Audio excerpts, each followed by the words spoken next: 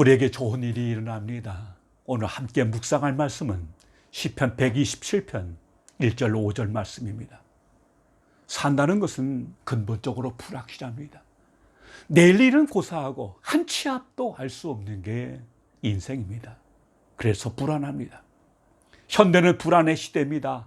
코로나19가 맹위를 떨치는 요즘 어디를 나다니는 것도 사람을 만나는 것도 용기를 필요로 할 만큼 세상은 혼미합니다. 아무리 성실하게 수고를 한다 해도 그것이 성공을 보장하는 것도 아닙니다. 이러한 불확실성의 시대에 오늘 우리는 어떻게 살아야 할까요?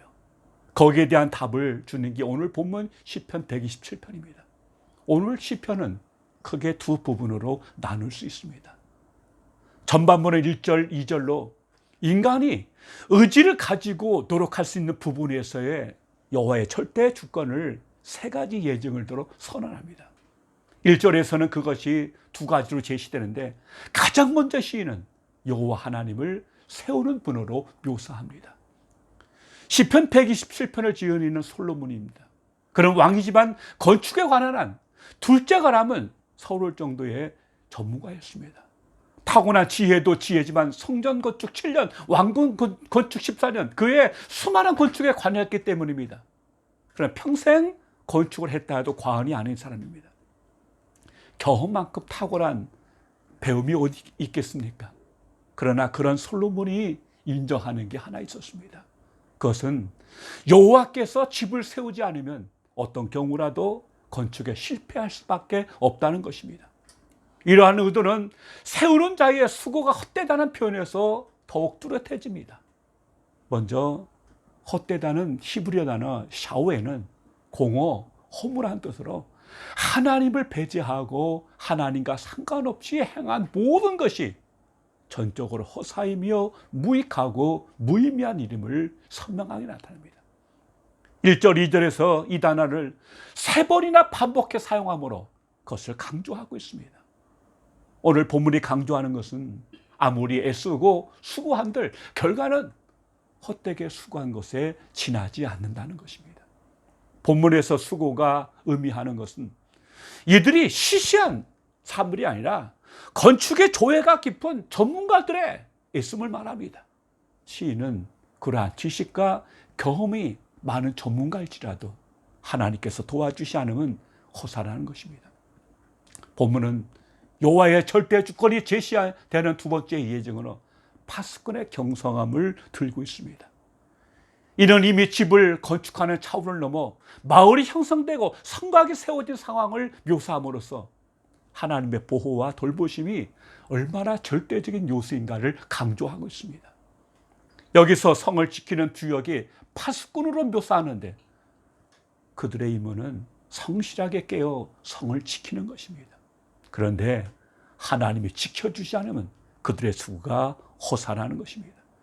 2절에서 시인은 사람들이 성공의 요인으로 내거는 기본적인 행동 방식 세 가지를 제시합니다.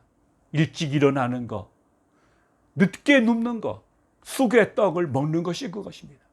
남들보다 일찍 일어나며 늦게까지 일하는 것, 수고를 다하여 인내하며 고난을 감내하는 것은 성공의 기본 요건이라 할 수 있습니다. 그러나 시인은 그것에 대해서 헛되다고 단언합니다. 시인은 이러한 행위를 비판하고 헛된 것으로 매도하는 것이 아니라 그 수고에 하나님께서 함께 하시지 않으면 사람들의 노력만으로는 한계가 있다는 것입니다.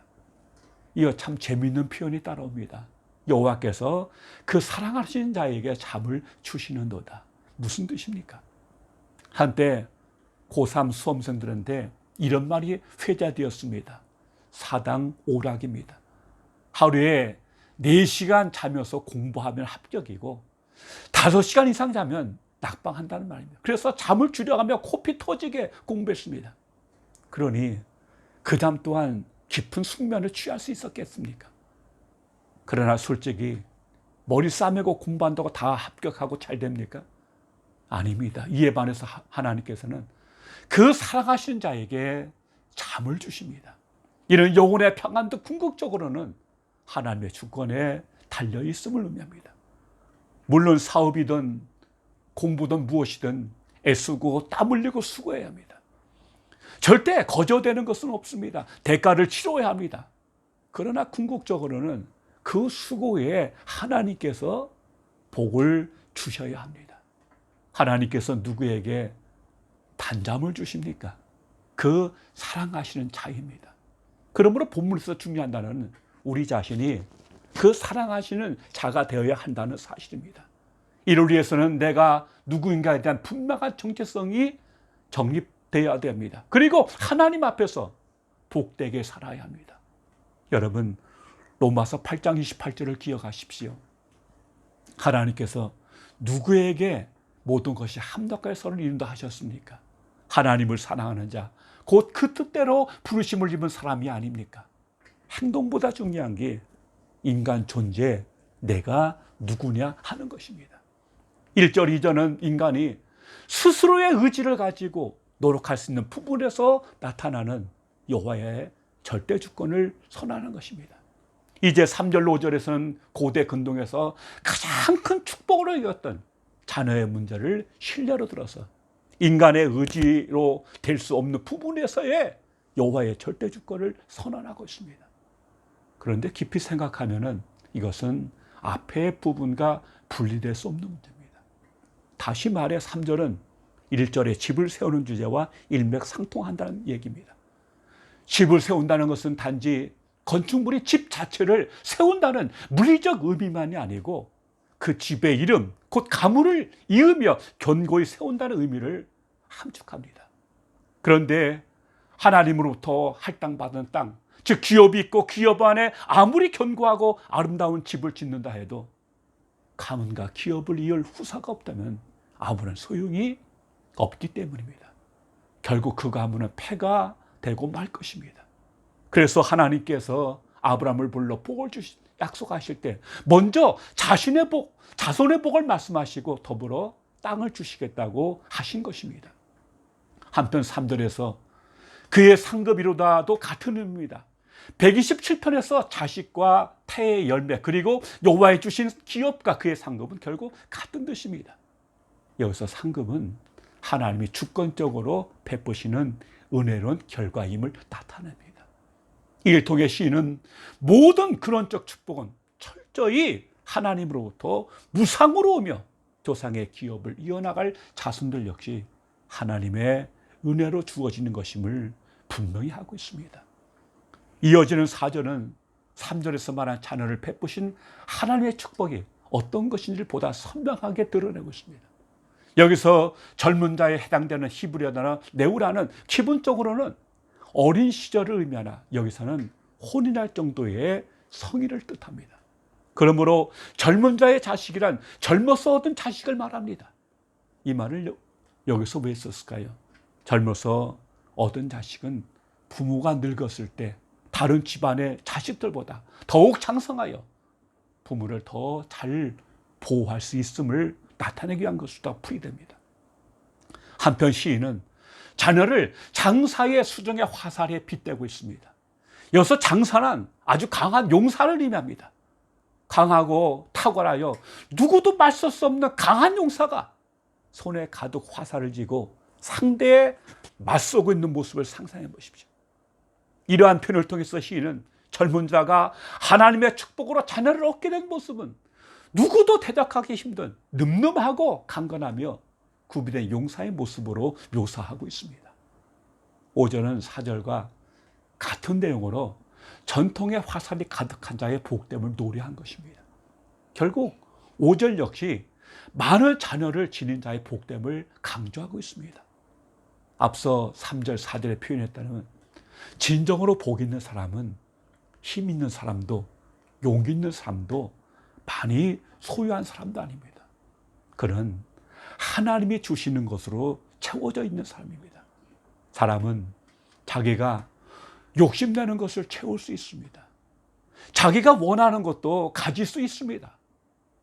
그러나 그러한 것들이 사람을 행복하게 하는 건 아닙니다. 하나님께서 주시는 것을 가질 때 사람은 비로소 행복합니다. 이 사람은 성문에서 말할 때 수치를 당하지 아니한다고 말합니다. 아무리 원수들 들고 일어나서 몰골 주고 쓰러뜨리려 해도 그는 결코 무너지지 않습니다. 우리 현실에서는 힘이 없으면 당합니다. 내가 아무리 의로워도 옳아도 힘이 없으면 억울하게 수모를 당하고 패배자가 될 수도 있습니다. 모순되고 부조리한 현실이기 때문입니다. 그러나 건장한 아들이 많은 이들은 그렇지 않습니다. 결코 수치를 당하지 아니합니다. 이런 단순히 아들이 많으면 장땡이란 말이 아닙니다. 3절의 자식이 하나님께서 주신 기업이란 표현과 태의 열매가 하나님의 은혜로 내리신 상급이라는 표현을 감안할 때 이는 하나님이 축복하시고 세우시는 자만이 원수들 앞에서 수치를 당치 않고 의연하고 당당하게 산다는 의미를 말하고 있는 것입니다. 시편 120편부터 134편은 성전에 올라가는 노래입니다. 이스라엘 남자들은 1년에 3번 6월절, 77절, 초막절에 반드시 성전에 가야 했습니다. 성전에 올라가는 여정에서 또 성전에서 그들은 하나님의 임재 앞에서 누리는 기쁨을 노래하고 있습니다. 이는 곧 순례자의 노래입니다. 삶이 곧 순례인데 하나님의 집을 찾아 올라가는 순례자의 마음을 되새기면서 이 말씀을 복을 누리십시오. 주께 힘을 얻고 그 마음에 시온의 대로가 열린 날 보겠다고 시인은 말하고 있습니다. 이 복을 누리시는 우리 모두 성도 되시기를 주님의 이름으로 축원합니다. 기도합니다. 아버지 하나님 고맙습니다. 성전에 올라가는 시편을 우리가 묵상하면서 우리 심령에 시온의 대로가 열리게 하시고 날마다 주께 힘을 얻는 참으로 복된 삶이 될 수 있도록 주여 은혜를 더해 주시옵소서. 우리가 수고하고 애써도 참으로 하나님께서 함께 하시지 않으면 그 모든 수고가 헛됨을 우리가 분명히 알고 이 혼미한 세상 하나님의 복 있는 자로 살게 하시고 하나님 기뻐하는 자 사는 우리 모두가 됨을 통해서 영혼이 잘됨같이 범사가 잘되고 강건하며 생명을 충만히 누리는 우리 모두가 되게 하여 주시옵소서. 예수님 이름으로 기도하옵나이다. 아멘.